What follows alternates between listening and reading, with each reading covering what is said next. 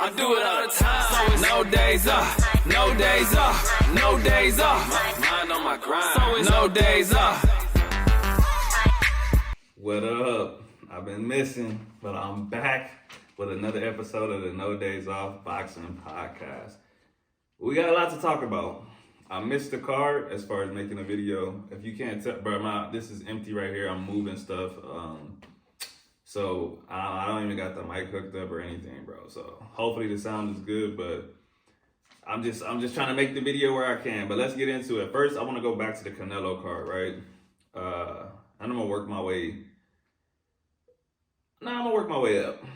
I'm gonna start with Caleb Plant. What a performance. What an amazing performance. Y'all probably already watched 10 videos about this, but I don't care. What a way to start off not so great, make an adjustment, and dominate, bro. Because McCumbee, whatever his name is, he was coming, bro. He was coming to fight. He was strong. He was powerful. I think his boxing was even better than people expected. It wasn't amazing, but it was better than people expected. He was making some good adjustments too. He couldn't figure it out in the end. His inside game was trash. I don't know why, but it just was. Caleb Plant, I don't think he was hurt the second time he got knocked down. I think the first time he was. But regardless, he made the adjustments to say, I keep getting caught with these long shots on the outside. I'm going to get up in his chest. And that's what he did. And bro, at first I was like, oof. Like, I did realize that it was really the only good adjustment that he could make. But I was like, bro, he's stronger than you. He hits harder than you. I thought he was going to have a better inside game. So I was like, this could get him messed up more. But that's the whole point of making adjustments. You try something else and see if it's going to work. Unlike a lot of other fighters that literally keep doing the exact same thing the whole fight and wonder why they get beat up. So anyways, what a great performance. Amazing. Shout out to Caleb Plant. Dude fights whoever they put in front of him, and he always comes to fight, right? I'm not going to talk too much about Erislandy Lara versus Danny Garcia. I don't know what that was. I did predict that Lara was going to stop him, but I thought it was going to be different. I thought he would actually pick him apart and beat him down at some point, but it didn't really get there. Danny Garcia didn't look like he wanted to be there. I knew the weight was going to be too much for him. He started at 140. Most of his fights were at 140, 147. I think he had one fight at 154, maybe two. Regardless, he didn't have that much experience there. And this fight was at 160. It was at 157, but technically that's 160. And so it went exactly how I expected it to, minus Danny looking like he didn't want to be there and just the fight being over the first time he got hurt. Yeah, that's all I really have to say about that. Some of the smaller fights on that card, Stephen Fulton, it was a pretty good performance for him. I'm gonna say something pretty bold. I don't think he's gonna beat none of those top guys at that weight class, man. I'm sorry. Like, I'm just thinking about Espinoza, bro. No, it's not looking good for him. Wish him all the best. I ain't gonna talk about that too much. Roy Maivija, man, that was disappointing. To me, that's Booth's best win, and that didn't really age well with that performance. Like, I like him too, man. He's a cool dude. I follow him on Instagram. He follows me too, so I don't want to talk too badly about him. But it wasn't a smart performance. It wasn't great, and yeah, I don't have too much to say about it. Let's move on to Jaime Munguía, my guy, Jaime Munguía. I think he also made a great adjustment in his fight. In the beginning of his fight, Bazinyan was outboxing him. And I thought it was getting kind of out of hand. While I was tweeting, I did say, Munguía is going to overwhelm him eventually and stop him. But as the rounds kept going on, I was like, oof, man, he can't take too long. Move, get away from that. Move, go over there. Go. Sit down. Sit. Yeah, I was kind of thinking like this is going a little too close to the decision, and I I personally didn't think Munguía was up on the cards. But I think when I saw the actual cards, they said he was. But I would, if I was his coach, I'd tell him, bro, you're not winning the fight. You need to make something shake. And to me, he did. He kept going to the body. He was varying up his attacks. I think he's improved a lot, man. When I first saw him fight, not like the Ali fight, but some fights after that, I was like, man, this dude got no defense. Don't move his head. He just tries to kill his opponent. Now, bro, be moving his head, bro. He's got some okay defense. I think he's got enough defense for what he attempts to do, which is pressure his opponents. He walks them down, but instead of using his face as defense, now he actually keeps a nice little high guard. He's moving his head around and stuff like that. But I think that's one of the benefits of fighting a good fighter like Canelo or anyone that's really good. You start saying like, yo, I can't do the bum stuff I was doing against these lower level guys, because these guys will absolutely punch through your guard. If you just got it like this, you gonna catch an uppercut. You know what I'm saying? So they start realizing, oh, I gotta take my head off the line. Even in a high guard, I still gotta move, because a really good puncher is gonna figure out a way to punch through your guard. So shout out to Jaime Munguía, improving. I think that win also aged well for Canelo. I would like to see, at the end of his fight, he said he would fight Berlanga or Caleb Plant. I would like to see either one of those. I think he would fare well against. I don't know. Both of those fights are good. I'm thinking about Caleb Plant. He's good with adjustments, but the thing is, he be fading at the end of fights, bro. And Munguía, he got a gas tank. So I think I would favor Jaime Munguía in both of those fights, but I think because of the styles, that Caleb has a better chance of beating him than Berlanga does. Berlanga, I don't know, man. I actually thought Berlanga he had a good performance against Canelo. I guess I could talk about that now. When I say Berlanga had a good performance against Canelo, I don't actually mean that he did well in that fight, because obviously he lost like every single round, right? But compared to the Berlanga that I've seen in the past, he looked a lot better. He looked like he was actually sticking to what he was trying to do. He wasn't letting the moment like get to his head. So some people say, oh, he could have thrown more, he could have did this, bro. When he tried to open up, he got dropped in the third round. So it's easier said than done. But you know, I was a Berlanga fan a couple years ago. Like before he really got to the peak of that knockout streak, I was like, yo, this might be the next dude from Puerto Rico. Right now, I think Sanders Ayas is, but I was like, this might be the next dude for Puerto Rico. But it got to a point where I wasn't seeing any improvement in his game. So I was like, I'm kind of off this, right? That's just what I'm not rocking with it. He's not making any improvements. He got dropped in a fight. His performances were just getting stale, bro. But this time, I felt like he boxed better than the last couple versions of himself that I have seen. So I'm not saying that he did well against Canelo. I'm saying he did well for himself, if that makes sense, right? As far as Canelo goes, I think he's definitely over the hill physically, right? But I think when you're that good, because Canelo is that good, he can still beat anybody that is not on his level. I think sadly, if he fights someone that is as young as Berlanga or these guys, but they're that special kind of fighter that has the intelligence, has the skills, and has the youth, he's gonna lose. Who that's gonna be, I don't know. I don't know if that Benavidez fight is gonna happen. Honestly, I think Canelo can beat Benavidez. I think it'll be a really tough fight. And I used to say he was marinating it so that it could be a bigger fight. But I'm going to say if he's going to fight him, it needs to be now. Because I don't know what he's going to look like in 2 or 3 years. I've been noticing, I'm a huge Canelo fan. But I've been noticing he's getting hit a lot more now. I don't know if it's like because he doesn't care or because he's older and he just can't get out the way sometimes. He's getting hit more, and he's missing more of his punches. He used to have like this immaculate timing, bro. Like he used to throw out a shot, and he would know where your head was going, and he would catch you there. I saw in that Berlanga fight, man, it was a bunch of times where he did that, but it was off. And it wasn't because Berlanga was like so smart that he was like, I see what you're doing. Like Canelo just got there too slowly, or he just threw it in the wrong place. He thought Berlanga was going to be somewhere, and he wasn't. So that's concerning. I think he's still going to beat like anyone in front of him besides a very small amount of people.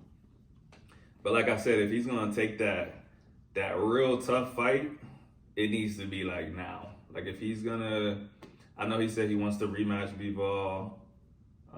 That will be a good one. Or if he wants to fight Benavidez, that needs to happen right now, bro. That needs to be early 2025, and don't try to wait till 2026 or something. Cause I love Canelo, but like I said, 20 years of fighting, it's obviously gonna take its toll on your body. And David Benavidez seems to be in great shape and improving. He's getting his nutrition dialed in and everything. So if that's gonna happen, like I said, it needs to happen now. Whew. All right, y'all. Let's talk about Anthony Joshua versus Daniel Dubois, because I got that completely wrong. And y'all know I don't be getting stuff wrong that often. I was way off the mark on that one. But I'm gonna say it's not my fault. I'm going to say it's Anthony Joshua's fault. Let me tell y'all something, man. This is just my personal opinion. I think Anthony Joshua suffers from extreme anxiety. I've noticed anytime he's in a position where he needs to make something shake, he breaks, bro. When it's make or break, he breaks.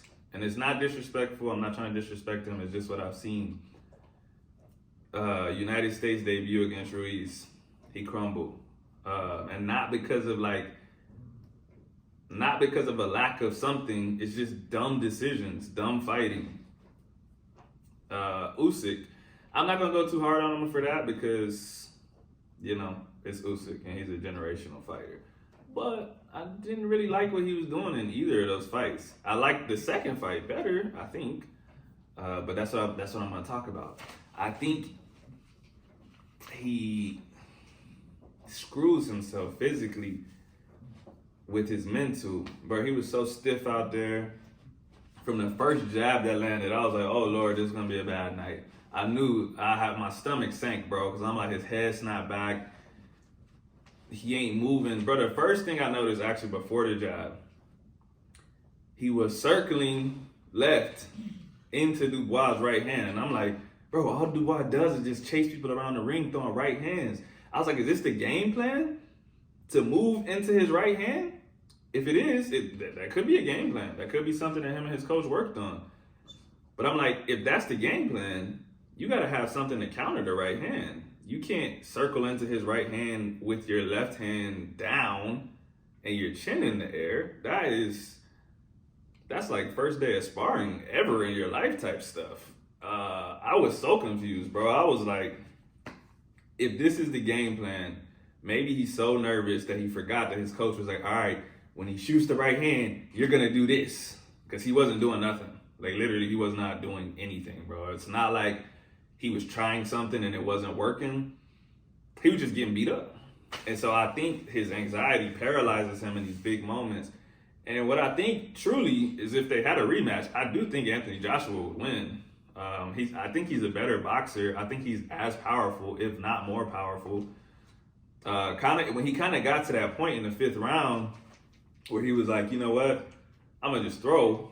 He hurt Dubois, even though it was momentarily. He hurt Dubois, and then he threw the stupidest punch of all time. Let me tell you something. If y'all don't know anything about boxing,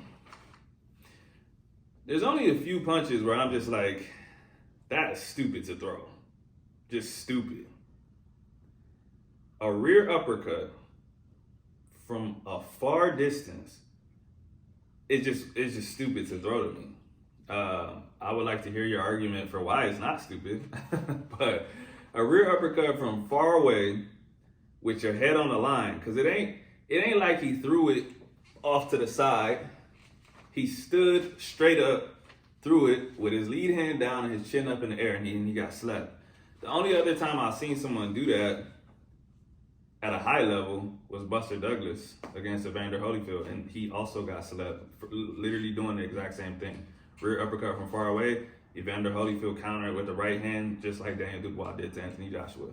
Why he threw that punch, I'm not sure. Especially after you just threw 2 right hands in a row. So that was your 3rd right hand, and it was an even worse punch.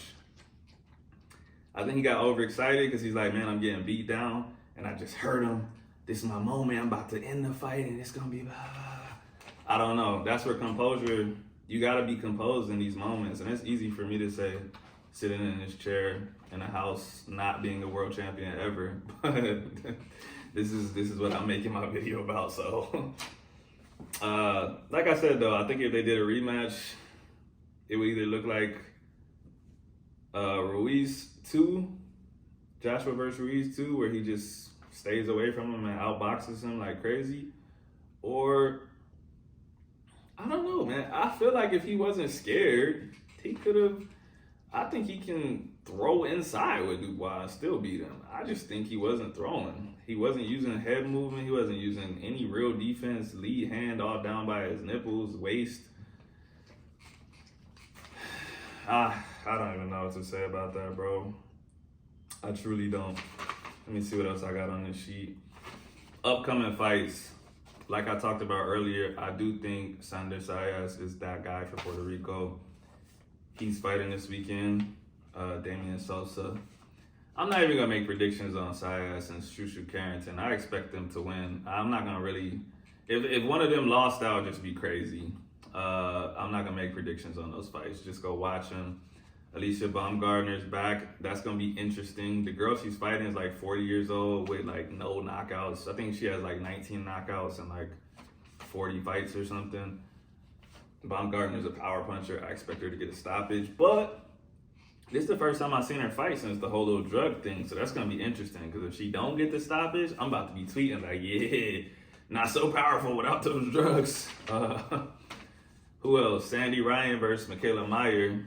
You know, I don't know who's gonna win that, and I don't really have a prediction for that one either. I'm just gonna watch it. I'm just gonna enjoy it as a fan.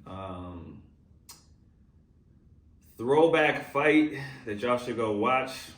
I'm gonna say Carlos Monzon. Actually, any Carlos Monzon fight, but him versus Benabuti. That was a great performance. If you don't know Carlos Monzon, let me tell you something, man. Carlos Monzon was a horrible person. He killed his wife, if you don't know. So that's why we don't really talk about him too much. But as a boxer, that dude was amazing. Amazing. He won so many fights. It's kind of like the Julio Cesar Chavez thing where, like, you look at his record, you're like, how did he even fight this many times, bro? Not only did he fight so many times and get so many knockouts, I'll put his stats up here because I don't remember them off the top of my head. But what I do know is the only people that ever beat him really, really early in his career when he was basically learning how to fight, he went on to rematch them and get it back. There's only a few fighters that could say that nobody beat them without them getting redemption. You know, everyone has somebody. You know, Mike Tyson fights Evander Holyfield. You lose. Lennox Lewis, you lose, you don't get to get it back. They just beat you. He got it back from everyone that beat him.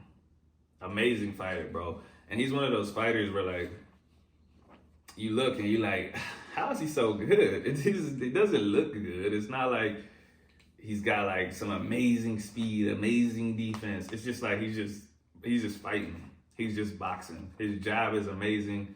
Amazing body work. Carlos Monzon, if he wasn't a horrible person, I think we would talk about him a lot more. But that's what happens when you kill people. So that's the throwback fight that y'all should go watch. Besides that, I'm gonna try to be on here every week. But like I said, I was moving stuff in the house. Not that it's y'all's business, but yeah. So I've been very busy. That's why we're not in the studio or the boxing gym or nothing like that. But if y'all comment on my stuff and just be like, yo, dude, you slacking, bro. Come out with a new episode. I want to make it happen, even if I got to do it like this. All right. So I hope I covered everything I wanted to cover. Oh, you know what? One more thing. Kid Kansas. Bro, this has been a bad year for prospects, bro. Man, dude switched stances and got smoked. I like Kid Kansas, man. I follow him on Instagram too. That was kind of sad to see, but I've been looking at his Instagram posts and he seems pretty positive about it. But yeah, I just thought about that, man. I was watching that live and I was like, bro really just got smoked out of nowhere by someone that was not supposed to smoke him. And like, we seen that a couple times this year. Ashton Silv, Kurt Scobie, that was a little different. He got brutalized, but still, a lot of up and comers this year. It's not been good. Yo, Top Ranked, they don't be playing. They like, yo, sink or swim. We putting you out there with somebody and you gonna really have to fight, bro. We not giving you, construction workers that came here for a check. These dudes trying to knock you out. They might not be good, but they're trying to knock you out. So that was surprising. That was really something. But anyways, hope y'all enjoyed the episode. If y'all need anything from me, let me know. If y'all want me to discuss a certain something or clarify anything that I said in this video, or if I said something wrong, or if you don't agree with what I said, leave a comment and let me know. I might just block you, but I might reply and be like, hey, thanks for that. So anyways, I'll see y'all next time. Have a good day and peace.